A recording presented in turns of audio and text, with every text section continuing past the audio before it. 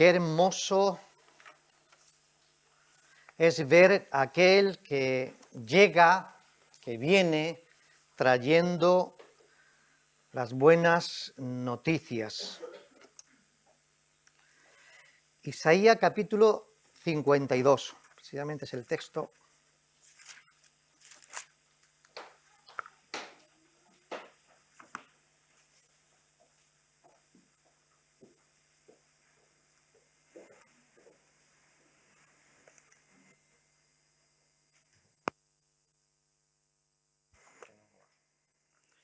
Aquí tengo otro que se me escucha así. Isaías.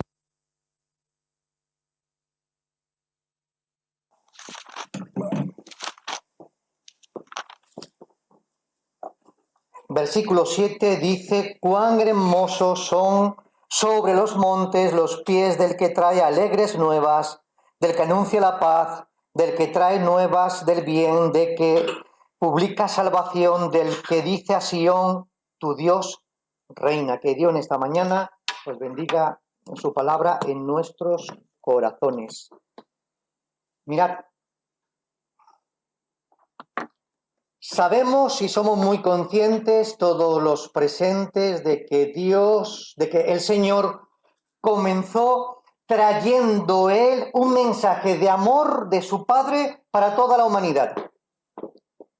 Creo que todos somos muy conscientes de este gran amor que tuvo Jesús al compartir con un mundo que se perdía y que se está perdiendo, al compartir que Dios, a pesar de todos los pesares, sigue amando al hombre y a la mujer, a pesar de su rebeldía y a pesar de la condición en la cual se encuentra.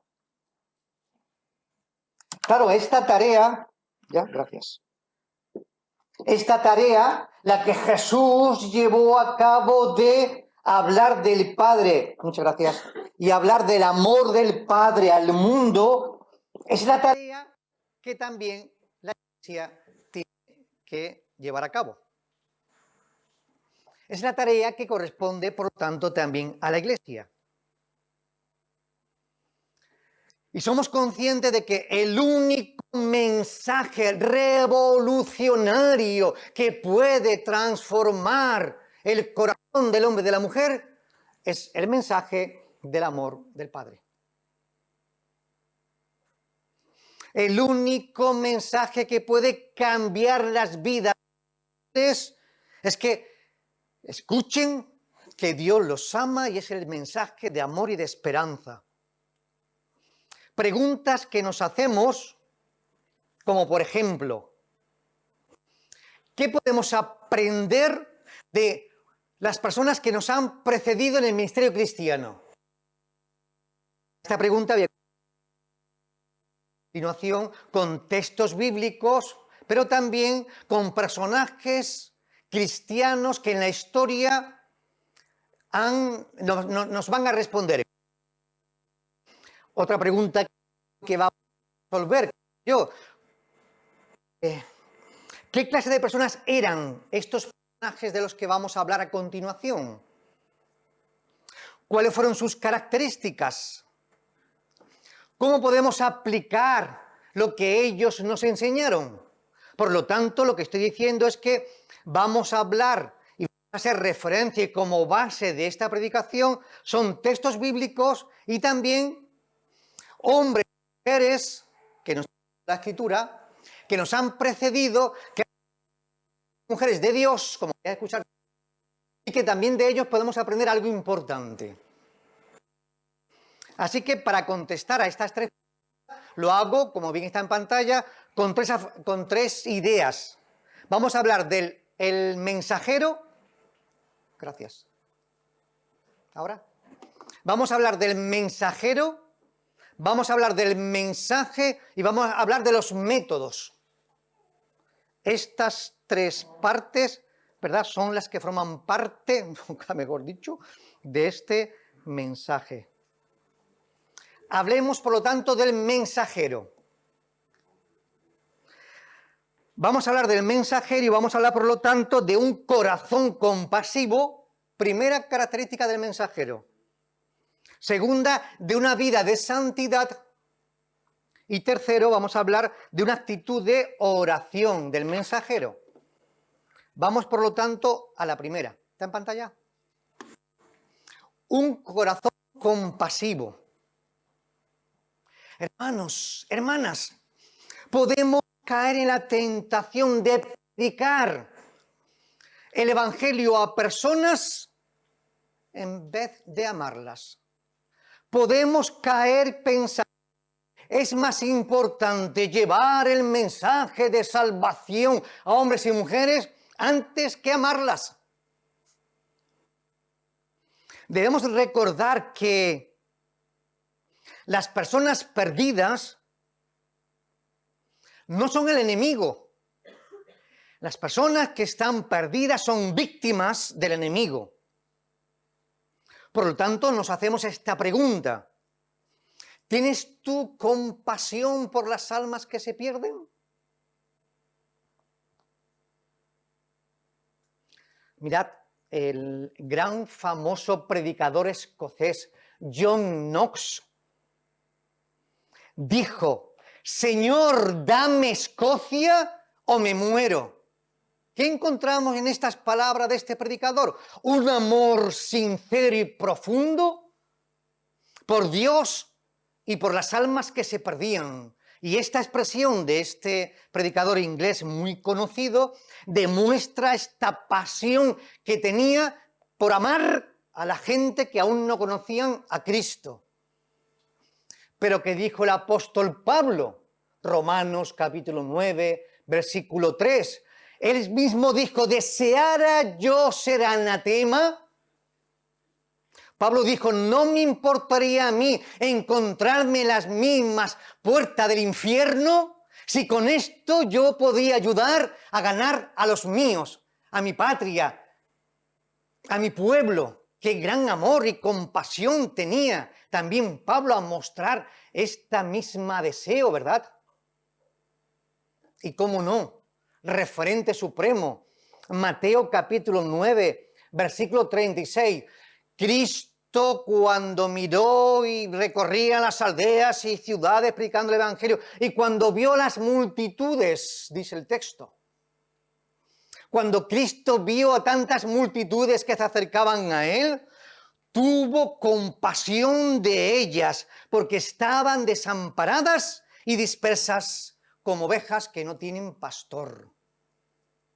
Sabemos, y lo hemos dicho, que Dios y Jesús, que es Dios, cuando aquí se habla de compasión, tiene que ver con ese, la palabra concretamente en su raíz, no tiene que ver con las mismas entrañas, actuando con una ternura y amor desmedido cuando ve a la gente, Jesús, y las veía a los fariseos y a los saduceos y a los líderes, que eran los pastores que tenían que pastorear, pero el pueblo no estaba siendo pastoreado. Entonces a Cristo le nace esa compasión porque veían a todos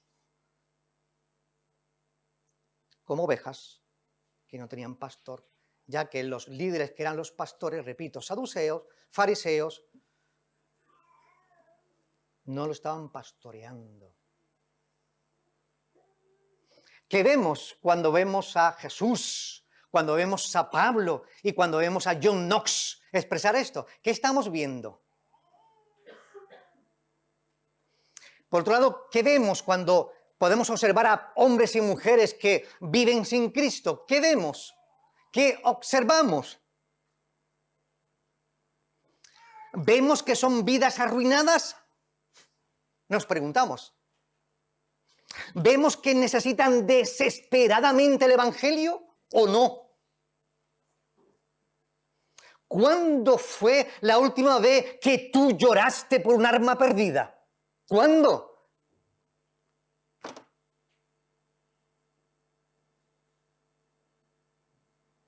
Las personas que nos han precedido tenían amor y compasión por las almas que se perdían.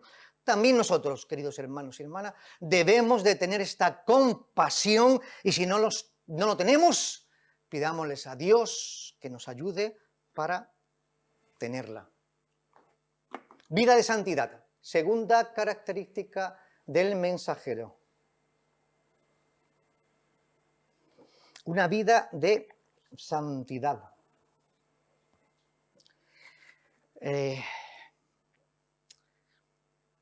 ¿Qué clase de persona Dios usa en su reino?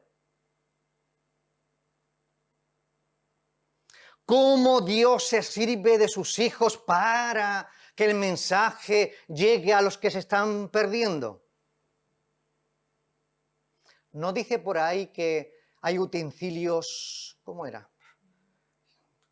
Que son limpios, otros que son sucios, perdón, gracias, utensilios de honra y otros de deshonra, y que Dios utiliza a los que están limpios para su uso. Tengamos esta figura, ¿verdad? Que siempre, por lo menos yo lo tengo en la mente, ¿verdad? No es lo mismo tener una capa, no sé decirlo ahora, un vestido blanco que esté sucio, que un vestido blanco, ¿cómo se llama esto, hombre? Gracias, una túnica blanca limpia que una túnica blanca sucia, ¿no es lo mismo? Y permitidme esta ilustración.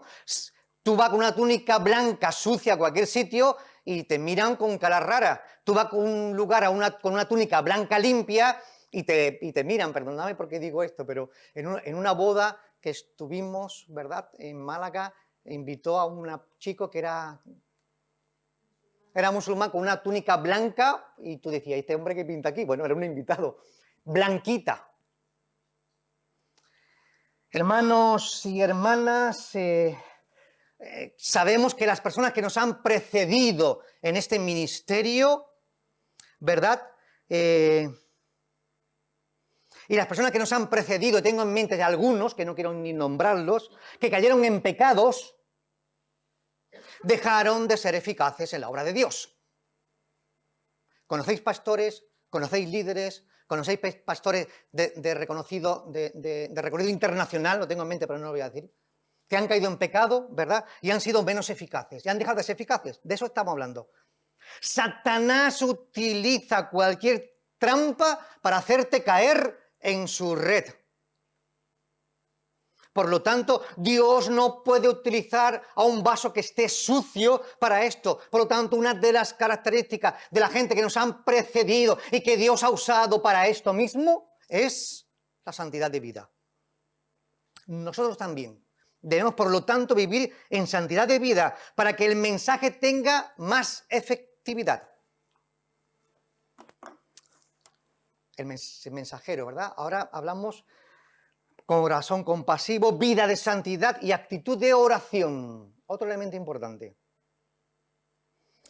Marcos capítulo 1, versículo 35, dice Marco hablando de Jesús, que Jesús levantándose muy de mañana, siendo aún oscuro, se retiraba a un lugar aparte y allí a solas oraba a Dios. Vemos que Jesús, que tenía un ministerio con mucha carga, un ministerio que le dejaba poco tiempo para otras cosas, sin embargo, madrugaba para orar, porque necesitaba depender de su Padre para este ministerio terrenal que llevaba a cabo.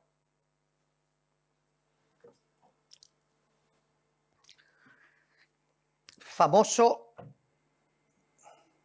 reformador, como todos conocéis, alemán, Lutero, el reformador alemán, el que escribió las 95 tesis, por eso lo tengo ahí, no encontré otra fotografía. Él comenzaba el día orando 2 horas antes de comenzar a hacer otra cosa distinta. El gran predicador también, John Wesley, muy conocido por nosotros, dice que se levantaba también temprano y dedicaba tiempo primeramente para la oración. También un famoso explorador misionero llamado David Livingstone. En el África derramó su vida por amor a Dios. Y dice que fue hallado muerto de rodillas al lado de la cama orando por las almas que se perdían en el África. Las personas que nos han precedido son personas que veían la importancia de la oración. Por lo tanto, también nosotros, ¿verdad?, debemos de entender que tenemos que tener una actitud correcta de oración. ¿Está la siguiente? El mensaje. Ahora vamos a ver que el mensaje tiene que estar centrado en la Biblia, el mensaje tiene que estar centrado en Cristo y el mensaje tiene que estar centrado en una respuesta del oyente. Vamos a verlo a continuación. Eso es. El mensaje tiene que estar centrado siempre en la Biblia. ¿Qué dijo el autor de los Hebreos? Porque la palabra de Dios es viva y eficaz, más cortante que espada de doble filo, y que penetra hasta partir el alma, las coyunturas, los tuétanos, y que discierne los pensamientos y las intenciones del corazón. ¡Qué poder tremendo tiene la palabra de Dios! Que es como un bisturí que disecciona el cuerpo humano. Es el poder de la palabra de Dios, que es tremendo y poderoso. Cada palabra de Dios que se pronuncia tiene poder para dar vida. Creo que alguien también lo decía ahora en la oración, a Marco, no sé quién. Pero ¿qué dijo el apóstol Pablo? Que la fe es por el oír y el oír es por la palabra de Dios. Romanos capítulo 10, versículo 17. Pablo entendía que la gente tenía que escuchar para que en ellos naciese la fe.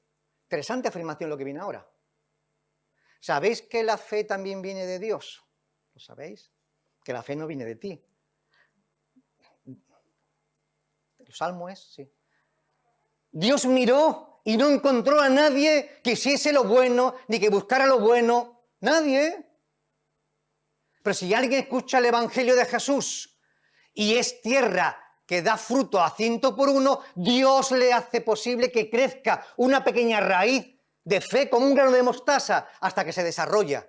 Por lo tanto, repito, nadie puede acercarse a Dios, lo sabemos, sin que Dios lo llame. Dios siempre te busca a ti, tú nunca le buscas a Dios, lo sabemos. Y eso, ¿no? Y que cuando alguien se acerca a Dios es porque Dios ya le ha buscado, ¿verdad? Y esa fe mínima que podamos tener viene también de Dios. Pero es necesario que la gente escuche.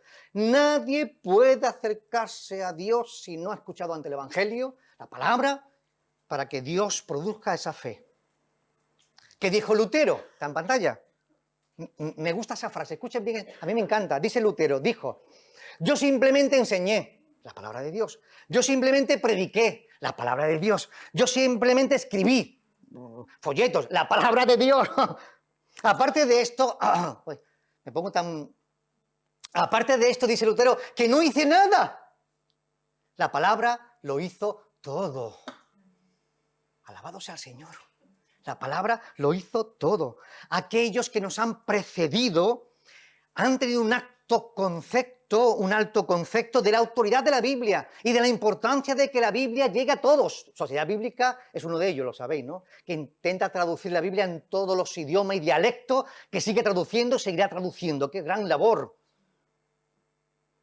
También nosotros debemos y entendemos que la única manera de que se salven los pecadores es haciéndoles llegar la palabra de Dios. El mensaje centrado en Cristo.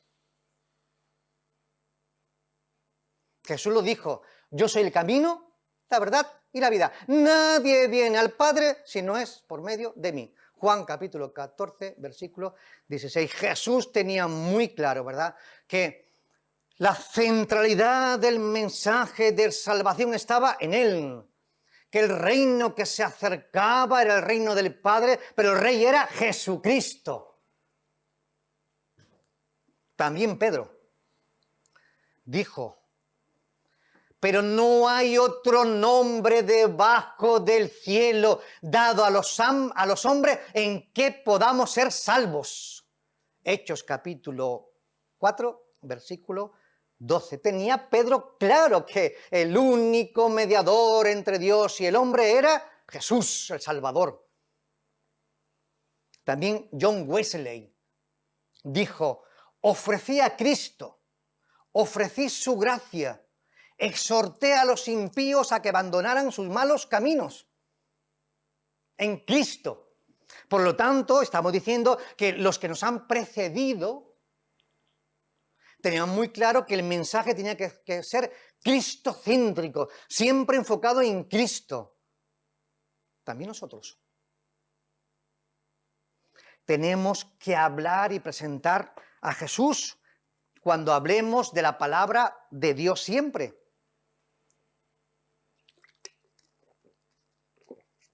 No olvidemos que cuando hablamos de Cristo, de la creación, de cualquier otro tema, nos intenta la gente resolver sus dudas y tenemos que resolverlo también, ¿verdad? Y si nos van nos llevan por ciertos caminos, pero no podemos olvidar que la centralidad de nuestra conversación y de la vida está en Cristo. Y tenemos que hablar de Cristo, de la salvación en Cristo. Centrado en una respuesta. Centrado en Cristo, centrado ahora en una respuesta. Pablo dijo, os rogamos en nombre de Cristo, reconciliaos con Dios. Segunda de Corintios, capítulo 5, versículo 20. Pablo tenía muy claro, ¿verdad?, que su papel era como un embajador. En nombre de Cristo me presento para que la gente entienda que tiene que responder a este mensaje de reconciliación. Porque el hombre tiene que entender, y la mujer, que viven enemistado de Dios, que viven alejados de la gloria de Dios. Es la historia de Pablo, ¿verdad? Que viven lejos del pacto de Dios. Que la única manera de que el hombre pueda saber es este llamamiento de reconcíliate con Dios, vuélvete a Dios. Somos embajadores y tienen que aceptar esta reconciliación. Es un llamamiento a la reconciliación. ¿Qué dijo Spurgeon, gran predicador inglés, famoso predicador inglés, gran predicador inglés del siglo pasado? Dijo, mirad que fue muy oportuno, dice, quienes rara vez invitan a personas a abandonar su pecado y a confiar en Cristo, rara vez verán a personas entregar su vida a Cristo. Claro, si no hay un llamamiento, no hay una entrega, no hay una posición de mostrar el camino, cuál es el camino que debe tomar, cómo lo van a tomar. Si tú hablas de muchos caminos, pero no hablamos del camino de Cristo, ¿cómo van a tomar ese camino? Así que los que nos han precedido, estos dos elementos, Pablo y Wesley, Spurgeon, perdón, nos iban como referencia, ¿verdad? Nos han precedido, también tenían muy claro que su mensaje tenía que estar centrado en que la gente tenía que responder a este mensaje. También nosotros. Nunca veremos a nadie venir a los pies de Cristo si no le mostramos que hay dos caminos. Uno angosto, ¿verdad?, dificultoso,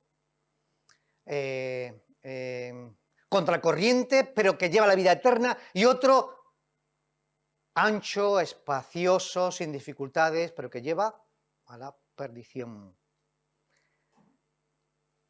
Estamos ahora en los métodos, eso es, en los métodos. Aquí vamos a hablar de desarrollar nuevas formas de comunicación, 1, 2, ir donde está la gente, y 3, tener en cuenta a las personas a las que predicamos. Primera idea. Crear o desarrollar nuevas formas de comunicación en el Evangelio. Todos sabemos que la Biblia, y lo hemos dicho anteriormente, habla de un solo camino. Solo hay un solo camino para llegar a Dios, Cristo. Pero hay diferentes formas de llevar a las personas a los pies de Cristo. Hombre, si vemos los evangelios, vemos la vida de Jesús, utilizó muchas formas distintas, ¿verdad? Pablo decía, primera carta de los Corintios, capítulo 9, versículo 22, está por ahí en pantalla, ahí está. Decía, me he hecho a los débiles para ganar a los débiles. A todos me he hecho de todo para que de todos modos salve a algunos. Pablo tenía muy claro que él se colocaba en el lugar de los demás, se acercaba a los demás, de tal manera que casi parecía como uno de ellos para ser aceptado, recibido y por lo tanto poder mostrarle el mensaje de Jesucristo. Se acercaba a la gente desde la posición donde estaba la gente, se hacía como uno de ellos, al judío se hacía judío, aunque era judío, al gentil se hacía gentil, que aunque no estaba debajo de la ley, al esclavo él se hacía como esclavo, aunque era libre. Se identificaba, por lo tanto, con estos sectores de aquella sociedad, con tal de que si con esta identificación, no con la vida, no identificación de vida y de postura, sino ser lo más parecido a ellos para que no hubiese tanta resistencia, pero con tal de mostrarle el mensaje centrado en Jesucristo. Por lo tanto, estamos diciendo que nunca debe de cambiar el mensaje, pero sí debe de cambiar las formas de comunicar el mensaje con tal de que podamos conseguir alcanzar a diferentes grupos. Y los que nos han precedido esto lo han tenido en cuenta, también nosotros, por lo tanto.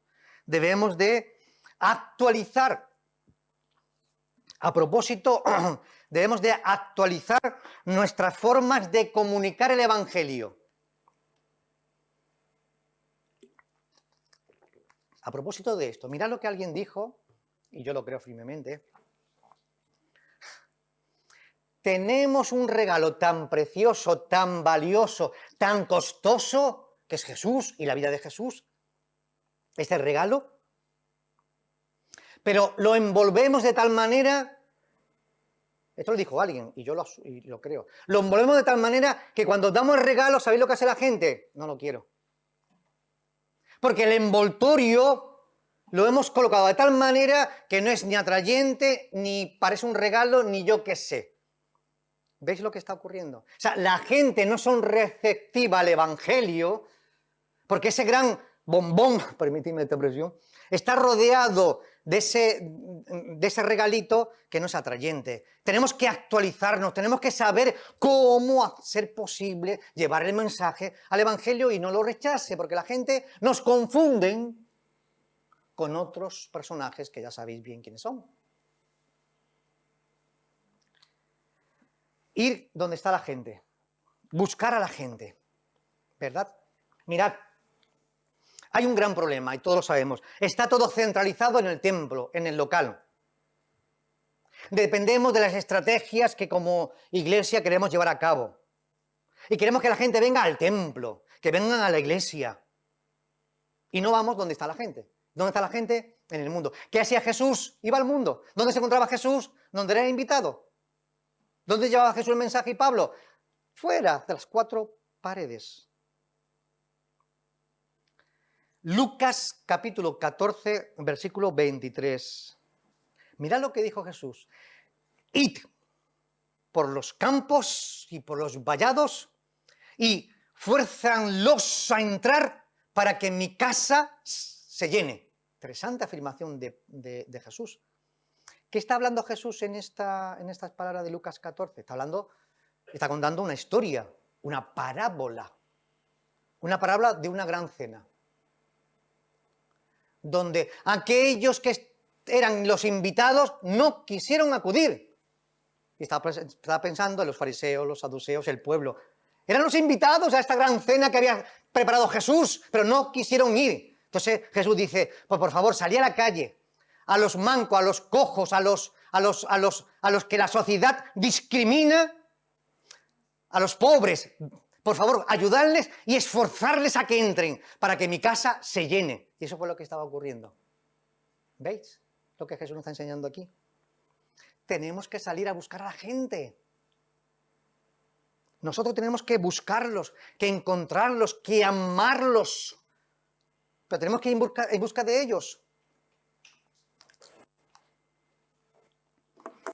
Y tercera elemento, tener en cuenta a la gente a quien se le predica. creo que algo de hecho de eso hemos dicho en este momento, ¿verdad? Mira, los evangelistas, en el Nuevo Testamento, cuando predicaba el Evangelio, si lo leéis bien, cuando predicaba el Evangelio de Jesús y predicaban a judíos, ¿sabéis lo que los evangelistas utilizaban? Contexto judío, pues utilizaban textos judíos. Utilizaban la Biblia hebrea, el Antiguo Testamento. ¿Para qué? Porque era un contexto donde se iban a entender. Y utilizaban, por ejemplo, Daniel capítulo 7, que hablaba sobre el Hijo del Hombre. Entonces el contexto judío sabía de qué se estaba hablando. O se hablaba sobre el siervo sufriente, Isaías 53. El judío sabía de qué se estaba hablando. O se hablaba del Señor exaltado, Salmo 10, ¿qué por ahí? Bueno, Salmo 110 creo que es. O hablaba de que el sucesor de David era alguien que vendría, Hechos 7. ¿Veis? En un contexto judío, ellos hablaban partiendo de textos judíos. Sin embargo, en un terreno gentil que no eran judíos, los evangelistas y los predicadores se preocupaban de definir bien la palabra y el mensaje para que fuese entendido, para que fuese comprendido. Los evangelistas y los predicadores se preocupaban de conocer las necesidades de la gente, porque eso Jesús lo hacía en el mismo pueblo. Lo envió de 2 en 2, luego envió los 70, diciendo, id por toda aldea y ciudad donde yo iré y voy a ir. Y os doy este mandato, ¿verdad? Anunciad el reino de Dios, se ha acercado mensaje, pero también sanad a los enfermos, liberad a los demonios, etcétera, etcétera. ¿Veis? ¿Veis? Palabra y hechos y acción. Necesidades, te ayudaba. De eso estamos hablando. Conocer las necesidades de los oyentes, que luego estas necesidades eran usadas para predicar el Evangelio. ¿Recordamos a Pablo, por ejemplo? En el Areópago, Hechos 17, que es el dibujito de ahí. Pablo, en un contexto gentil, no judío, observó, miró sus necesidades y vio un gran lugar donde ponía la adoración de los griegos al Dios no conocido. Pues lo utilizó. A ese Dios no conocido que adoráis es al que yo os voy a hablar. ¿Veis? Con qué sutileza Pablo supo entrar en esta historia. Por lo tanto, utilizó el método inductivo, vio alrededor lo que estaba ocurriendo, vio este altar al Dios no conocido y lo citó para comenzar. No comenzó con texto del Antiguo Testamento, no. Utilizó de ahí, partió de ahí, comenzó de ahí. Luego, más tarde, posiblemente lo iba a utilizar. Los que nos han precedido han tenido en cuenta, por lo tanto, los contextos donde se ha predicado. Nosotros también, queridos hermanos y hermanas, también. Debemos de buscar las mejores maneras, ¿verdad?, de conocer las necesidades, los contextos y llevar el mensaje de Jesucristo. Y terminamos.